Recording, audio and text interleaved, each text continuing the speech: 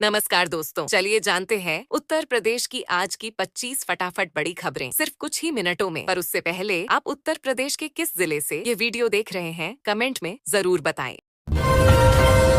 उत्तर प्रदेश में महिलाओं के लिए बड़ी भर्ती आने वाली है। सरकार आंगनबाड़ी कार्यकर्तियों के 7,952 और सहायिकाओं के 1,12,554 पद भरने की तैयारी कर रही है। इसके लिए जिलाधिकारी की अध्यक्षता में समितियां बनी हैं। भर्ती प्रक्रिया शुरू होने में समय है, लेकिन केवल 12वीं पास महिलाएं ही आवेदन कर सकेंगी। यमुना एक्सप्रेसवे पर बलदेव क्षेत्र के पास दर्दनाक हादसा हुआ, जहां अज्ञात वाहन की टक्कर से बाइक सवार 2 युवकों की मौके पर ही मौत हो गई। दोनों युवक कानपुर के रहने वाले थे और काम से मथुरा में रह रहे थे। पुलिस ने शव कब्जे में लेकर मामले की जांच शुरू कर दी। देश में मानसून के आखिरी दौर में भी बारिश का कहर जारी है। दिल्ली समेत कई राज्यों में दशहरे के मौके पर साफ मौसम की उम्मीदों पर पानी फिर गया। मौसम विभाग ने 4 से 7 अक्टूबर तक यूपी, बिहार, छत्तीसगढ़, झारखंड, ओडिशा, पश्चिम बंगाल और सिक्किम समेत कई राज्यों में भारी बारिश का अलर्ट जारी किया है। जीएसटी की नई दरें लागू हो चुकी हैं, लेकिन ग्राहकों तक इसका फायदा नहीं पहुंच रहा। कई कंपनियां पुराने स्टॉक का बहाना बनाकर अभी भी पुराने रेट पर ही सामान बेच रही हैं। उपभोक्ताओं का कहना है कि दुकानदार उनसे पुराना प्रिंट रेट ही वसूल रहे हैं, जिससे जीएसटी कटौती का लाभ जनता तक नहीं पहुंच पा रहा। बसपा प्रमुख मायावती कांसीराम जयंती पर 9 अक्टूबर को महारैली करने जा रही हैं। लंबे समय से निष्क्रिय दिख रही बसपा इस रैली से नई गति पकड़ सकती है। राजनीतिक जानकारों का मानना है कि इस रैली से पार्टी कार्यकर्ताओं में ऊर्जा आएगी और सपा व कांग्रेस की टेंशन भी बढ़ सकती है। लखनऊ और आसपास धर्मांतरण का बड़ा मामला सामने आया है। पुलिस ने खुलासा किया कि मैथ्यूज नामक शख्स पिछले 10 साल से लोगों को मुफ्त इलाज, घर और पैसे का लालच देकर ईसाई धर्म में बदलवा रहा था। गिरोह ग्रामीण और पिछड़े इलाकों में सक्रिय था और महिलाओं को धर्मांतरण के लिए बहला फुसला रहा था।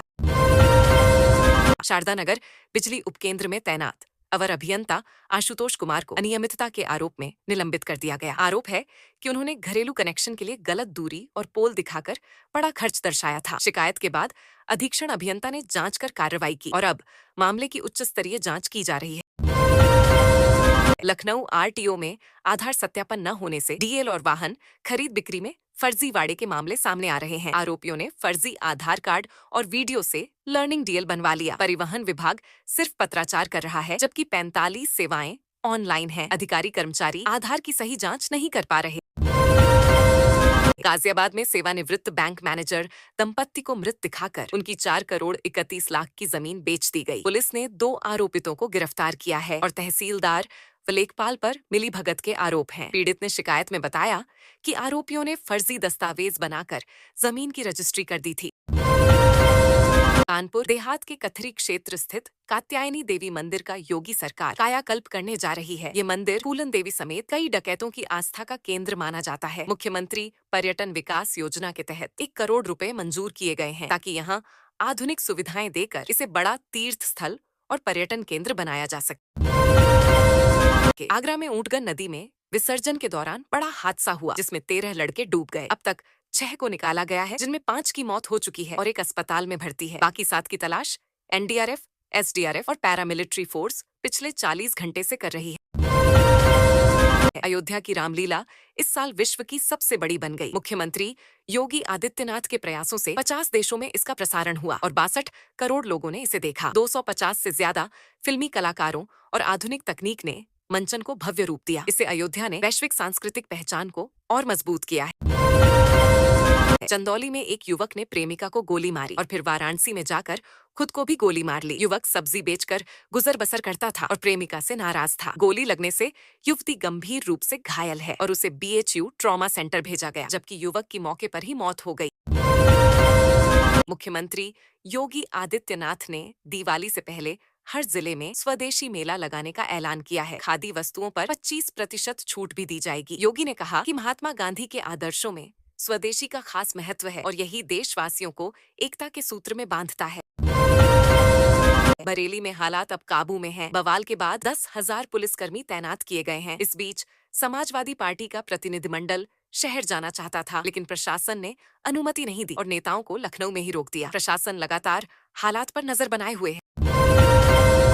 प्रयागराज एसटीएफ ने बड़ी कार्रवाई करते हुए 50,000 के इनामी गैंगस्टर मोहम्मद नसीम को गिरफ्तार कर लिया। वह कई मामलों में वांछित था और कई राज्यों में उसका नेटवर्क फैला था। नसीम को प्रयागराज एयरपोर्ट क्षेत्र से पकड़ा गया। पुलिस उसकी आपराधिक गतिविधियों की जाँच कर रही है।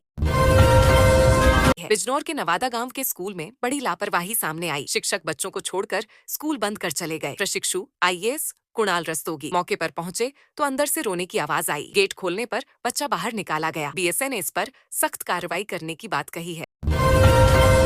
नोएडा के दनकौर इलाके में 1 महीने पहले एक्सप्रेसवे पर युवक की संदिग्ध मौत को हादसा मानकर दफना दिया गया था। अब डीएम के आदेश पर शव कब्र से निकालकर पोस्टमार्टम के लिए भेजा गया है। परिजनों का आरोप है कि युवक की हत्या हुई थी। पुलिस पोस्टमार्टम रिपोर्ट का इंतजार कर रही है।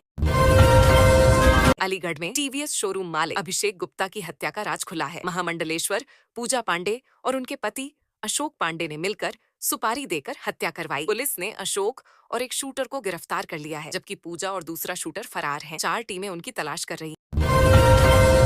आगरा में फतेहाबाद की जमुना गली में इटावा पुलिस ने दबिश देकर लोगों से मारपीट की और घरों से सीसीटीवी डीवीआर निकाल लिए। पुलिस 25,000 के इनामी अपराधियों की तलाश में आई थी, लेकिन न मिलने पर गुंडई की। विरोध में व्यापारियों ने बाजार बंद कर प्रदर्शन किया। सोने चांदी के दामों में गिरावट दर्ज की गई। आज 24 कैरेट सोने का भाव 1,14,710 रुपए प्रति 10 ग्राम और 22 कैरेट सोना 1,09,800 रुपये पर पहुंच गया। चांदी 1,61,000 रुपये प्रति किलो बनी हुई है। विशेषज्ञों का मानना है कि दिवाली तक सोने की कीमत फिर बढ़ सकती है। फिलहाल खरीदारों को थोड़ी राहत मिली है। गोरखपुर सांसद और अभिनेता रवि किशन ने हेलमेट न पहनने वालों को चेताया। उन्होंने कहा कि सिर का हिस्सा बेहद संवेदनशील है, टक्कर लगते ही जान चली जाती है। उन्होंने लोगों को नसीहत दी कि सड़क पर सुरक्षित रहने के लिए हेलमेट जरूर पहनें। उनका यह बयान सोशल मीडिया पर चर्चा में है। कानपुर में मेट्रो में नौकरी दिलाने के नाम पर ठगी का मामला सामने आया। नवाबगंज के शिक्षक और उनकी पत्नी से जालसाज ने 14,50,000 रुपए हड़प लिए और नकली नियुक्ति पत्र थमा दिया। रकम मांगने पर आरोपी ने चेक दिया, जो बाउंस हो गया। पुलिस मामले की जांच कर रही है। कानपुर देहात में प्रेम संबंध के चलते सनसनीखेज मामला सामने आया। जीजा और साली 1 हफ्ते पहले लापता हुए थे और अब दोनों के शव जंगल में मिले। मौके से सल्फास की गोलियां भी मिली हैं। परिजनों ने आरोप लगाया कि पुलिस ने समय पर कार्रवाई नहीं की, जिससे उनकी जान नहीं बच सकी। दिवाली से पहले प्रदेश के सभी जिलों में 1 डिस्ट्रिक्ट 1 प्रोडक्ट की प्रदर्शनी लगेगी। मुख्यमंत्री योगी आदित्यनाथ ने बताया कि इसमें स्थानीय उत्पादों की बिक्री और ब्रांडिंग पर जोर दिया जाएगा। गोरखपुर में खास तौर पर टेराकोटा और रेडीमेड गारमेंट्स को बढ़ावा मिलेगा।